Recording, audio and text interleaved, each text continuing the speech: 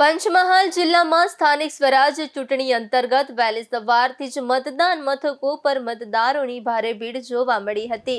યુવાનોથી લઈને વડીલો સુધીના મતદારોમાં મતાધિકારનો ઉપયોગ કરવા માટે ખાસ ઉત્સાહ નજરે પડ્યો હતો।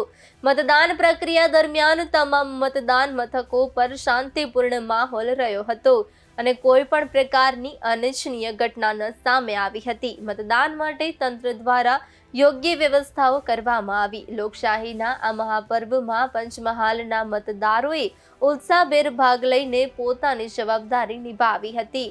ગરમી વચ્ચે પણ મતદારોમાં ઉત્સાહ જોવા મળ્યો અને સમગ્ર જિલ્લામાં શાંતિપૂર્ણ રીતે મતદાન પ્રક્રિયા થઈ હતી।